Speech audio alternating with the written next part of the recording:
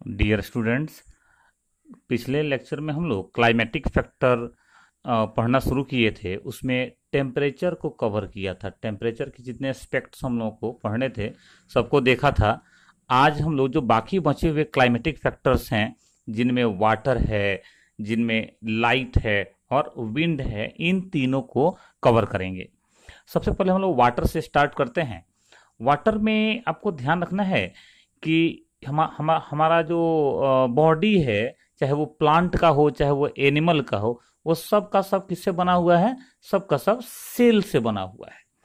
और इस सेल के अंदर ढेर सारा द्रव या फ्लूइड भरा रहता है, जिसको कि हम लोग प्रोटोप्लाज्म कहते हैं। सेल के अंदर के द्रव या फ्लूइड को क्या कहता है? प्रोटोप्लाज्म कहता है। तो इस प्रोटोप्लाज्म का लगभग 70% क्या होता है? वाटर होता है। ये ध्यान रखना है। तो अब सोच के देखो कि अगर ये वाटर ना होता तो शायद हमारा सेल ना होता। नहीं, तो इस हिसाब से देखा जाए तो वाटर बहुत ही इंपॉर्टेंट है लाइफ के लिए। दूसरा, वाटर को हम लोग यूनिवर्सल सॉल्वेंट बोलते हैं। मतलब कि कई सारे ऐसे पोलर कंपाउंड हैं जो वाटर में डिजोल्व हो जाते हैं। पोलर कंपाउंड क्या होते हैं? वाटर में घुल जाते हैं। नहीं, इससे क्या होता है? ढेर सारा रिएक्शन वाटर में आसानी से हो जाता है। इसलिए हमने लिखा है कि मीडियम फॉर वेरियस रिएक्शंस। हमारे सेल के अंदर भी कई सारे रिएक्शन चलते रहते हैं, उनके लिए वाटर किसका काम करता है? मीडियम या माध्यम का काम करता है। आप देखे होंगे कि जिस एरिया में, जिस क्षेत्र में ज्यादा रेन होता है, ज्यादा वर्षा होती है, वहां पर प्लांट ज्यादा मिलते हैं। प्लांट का ज्यादा स्पीसीज या प्रजातियां मिलती हैं, और साथ साथ वहां पे प्लांट का डेंसिटी या घनत्व भी क्या होता है? ज्यादा होता है। ज्यादा वर्षा होगी तो उस एरिया के प्लांट का लंबाई भी क्या होता है? ज्यादा होता है। तो जब लंबाई ज्यादा होगा, प्लांट का डेंसिटी या घनत्व ज्यादा होगा, तो प्रोडक्टिविटी या उत्पादकता भी उस क्षेत्र की क्या होगी? ज्यादा होगी। नहीं, तो प्लांट का प्रोडक्टिविटी, प्लांट का डिस्ट्रीब्यूशन मतलब वितरण भी किस पर डिपेंड करता है? किस पर निर्भर करता है? वाटर पर निर्भर करता है। और प्लांट ही क्यों, एनिमल का भी, एनिमल्स जो होते हैं, जो जंतु होते हैं, उनका वितरण या डिस्ट्रीब्यूशन भी किस पर निर्भर करता है? वाटर पर ही निर्भर करता है। क्योंकि जहां प्लांट स्पीसीज ज्यादा होंगे, जहां प्लांट डेंसिटी, प्लांट का घनत्व ज्यादा होगा, वहीं पर एनिमल्स भी ज्यादा होंगे। ठीक है। यहां पे हम लोग को अपने बुक में एक चीज कवर करना है, सैलिनिटी। थोड़ा हम लोग फोकस करेंगे इस वर्ड पे, सैलिनिटी पे। इसे बोलता है कि जो वाटर का क्वालिटी है वह किस पर निर्भर करता है? तो साल्ट कंसंट्रेशन पर। साल्ट का मतलब हुआ जैसे मान लो कि NaCl है, नहीं, तो साल्ट के कंसंट्रेशन पे, और साथ साथ वाटर के पीएच पर। तो और इस पर साल्ट कंसंट्रेशन और वाटर के पीएच ये निर्धारित करते हैं वाटर के क्वालिटी को, वाटर के गुणवत्ता को। और ये किसके लिए जरूरी होता है? तो जो जलीय जीव होते हैं, एक्वेटिक ऑर्गेनिज्म, उनके लिए जरूरी होता है। तो हम लोग को यहाँ पे क्या फोकस करना है? सैलिनिटी पे फोकस करना है। पहले ये समझा जाए कि सैलिनिटी होता क्या है। हिंदी में इसी सैलिनिटी को लवणता कहते हैं। लवणता, वाटर में जो साल्ट की मात्रा होती है, लवणों की मात्रा होती है, उसको हम लोग क्या कहते हैं? सैलिनिटी कहते हैं। इसको पार्ट पर थाउजेंड से डिनोट करते हैं। ये जो सिंबल है हमारा, जैसे परसेंटेज का सिंबल सब कोई जानता है, इसी को अगर ऐसे लिख दिया जाए, इसको पढ़ते हैं पार्ट पर थाउजेंड। अब अलग अलग जो सोर्स हैं वाटर के, जो स्रोत हैं जल के, उनका सैलिनिटी अलग अलग हो सकता है। जैसे जो फ्रेश वाटर है, फ्रेश वाटर में कौन सा वाटर आएगा? इसमें रिवर का वाटर आएगा, इसमें पौंड का वाटर आएगा, मतलब तालाब का वाटर आएगा। इनकी सैलिनिटी 5 या इससे भी क्या होती है? कम होती है। जबकि यही कोई ओशन है, सी है, मतलब समुद्र है, नहीं, तो उनका सैलिनिटी, उसके वाटर की सैलिनिटी कितनी होती है? तो 30 to 35 पर थाउजेंड होती है। कुछ हाइपरस्लाइन लगून्स भी होते हैं। लगून झील होते हैं, लेक होते हैं। नहीं, कैसे लेक होते हैं? समुद्र के किनारे कुछ वाटर जो है घिर जाता है लैंडमास से, जमीन से, और और तब जो झील बनता है या लेक बनता है उसको हम लोग लगून बोलने लगते हैं। तो हाइपरसलाइन लगून जिनमें बहुत ज्यादा साल्ट होता है उनकी सैलिनिटी, उनमें साल्ट का कंसंट्रेशन 100/1000 से भी ज्यादा होता है, प्रति 1000 100 से भी क्या होता है, ज्यादा होता है। तो ये डेटा थोड़ा आप लोगों को, ये आंकड़ा थोड़ा आप लोगों को याद रखना है। अब क्या है कि जो ऑर्गेनिज्म है, जो जीव हैं, वो फ्रेश वाटर में भी रहते हैं, तो नदी तालाब में भी रहते हैं, ओशन वगैरह में भी रहते हैं, नहीं समुद्र में भी पाए जाते हैं। तो क्या है कि जो फ्रेश वाटर में जो रहने वाले जीव हैं उनमें से अधिकांश समुद्र में जीवित नहीं रह सकते हैं, उनका डेथ हो जाएगा। और जो ओशन में रहने वाले जीव हैं उनमें से अधिकांश का फ्रेश वाटर में डेथ हो जाएगा। इसका मतलब है कि जीवों का जो सैलिनिटी सहने का क्षमता है, सैलिनिटी टॉलरेंस जो है उनका, वो क्या होता है, अलग अलग होता है।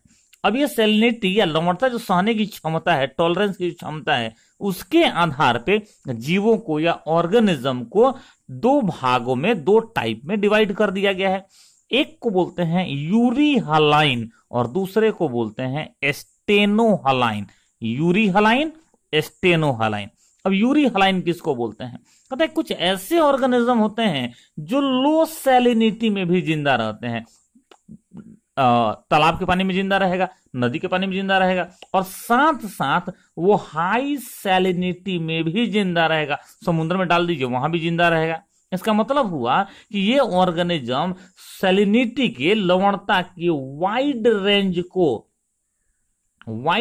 को टॉलरेट करते हैं, सहन करते हैं। तब ऐसे ऑर्गेनिज्म को यूरी हैलाइन कहा जाता है। फिर से एक बार, कैसे ऑर्गेनिज्म को यूरी हैलाइन कहा जाता है? तो वह ऑर्गेनिज्म जो सैलिनिटी के, लवणता के वाइड रेंज को टॉलरेट करते हैं, सहन करते हैं, उन्हें यूरी हैलाइन कहा जाता है। जबकि हमने बताया कि कुछ क्या अधिकांश ऑर्गेनिज्म हैं जो या तो सैलिनिटी के लो सैलिनिटी में रहते हैं या फिर हाई सैलिनिटी में रहते हैं। तो इसका मतलब हुआ कि ये जीव जो हैं सैलिनिटी के नैरो रेंज को ही टॉलरेट कर सकते हैं, नैरो रेंज को ही टॉलरेट कर सकते हैं।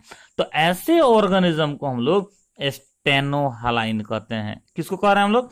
वह ऑर्गेनिज्म जो सैलिनिटी के नैरो रेंज को टॉलरेट करते हैं उन्हें हम लोग स्टेनोहलाइन कहते हैं। ठीक है। ये तो हम लोग वाटर के बारे में जान रहे थे। थोड़ा थोड़ा हम लोग को लाइट और विंड के बारे में भी क्लाइमेटिक फैक्टर्स में जानना है। लाइट पर आते हैं। तो लाइट का जो अल्टीमेट सोर्स है, जो प्रमुख स्रोत है प्रकाश का इस पृथ्वी पर, अर्थ पर, वह है सन। नहीं, sun is the ultimate source of light on the earth भाई। और क्या है, ये लाइट बहुत ही इंपॉर्टेंट है दोनों के लिए। इस अर्थ पर जो ऑर्गेनिज्म होते हैं उनके लिए बहुत ही इंपॉर्टेंट है। वो प्लांट के लिए भी इंपॉर्टेंट है, एनिमल्स के लिए भी इंपॉर्टेंट है। प्लांट में फोटोसिंथेसिस नहीं होगा अगर लाइट नहीं हो तो। और पता ही है आपको कि अगर फोटोसिंथेसिस नहीं होगा तो प्लांट फूड नहीं बना पाएंगे, तो फिर एनिमल भी सरवाइव नहीं कर पाएंगे, एनिमल भी जीवित नहीं रह पाएंगे। तो फोटोसिंथेसिस के लिए जरूरी है। फोटो पीरियडिज्म जो प्लांट में होता है, प्लांट में जो फ्लावरिंग होता है, वह भी किस पर निर्भर करता है? लाइट पर निर्भर करता है।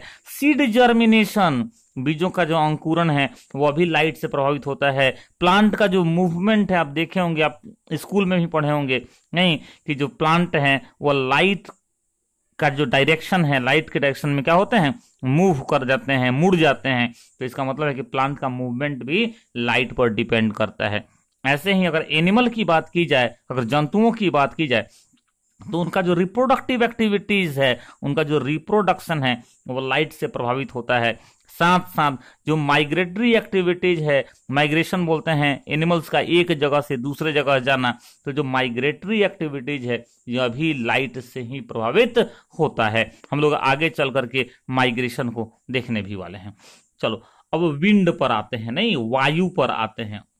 तो आप सबको पता है कि वायु जो है, विंड जो है, वह विभिन्न प्रकार के डिफरेंट टाइप के गैसों का एक मिक्सचर है या मिश्रण है, जिसमें ऑक्सीजन प्रेजेंट होता है, कार्बन डाइऑक्साइड प्रेजेंट होता है, नाइट्रोजन प्रेजेंट होता है और कुछ अन्य गैसेस भी होते हैं। नहीं तो अब जरा सोच के देखो, वायु में अगर ऑक्सीजन नहीं होता तो रेस्पिरेशन नहीं हो पाता, CO2 नहीं होता तो फोटोसिंथेसिस नहीं हो पाता। नहीं, ऐसे ही ये नाइट्रोजन हमारे एटमॉस्फेयर को न्यूट्रल बना के रखता है। ये सारी गैसें क्या हैं, हमारे जीवन के लिए इंपॉर्टेंट हैं। नाइट्रोजन तो जरा देखो ना, प्रोटीन जो हम लोग खाते हैं प्रोटीन का पार्ट है। नहीं, और भी कई तरह के मटेरियल्स जो बॉडी में है उन सब में नाइट्रोजन मिलता है।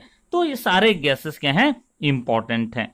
साथ साथ जो वर्षा होती है वह कैसे होती है, तो इसी विंड में, इसी वायु में जो नमी होती है, जो मॉइस्चर होता है, जो जो वाटर की जो मात्रा होती है, उसके कारण से क्या होता है, रेन होता है। तो विंड भी क्या है, इंपॉर्टेंट है।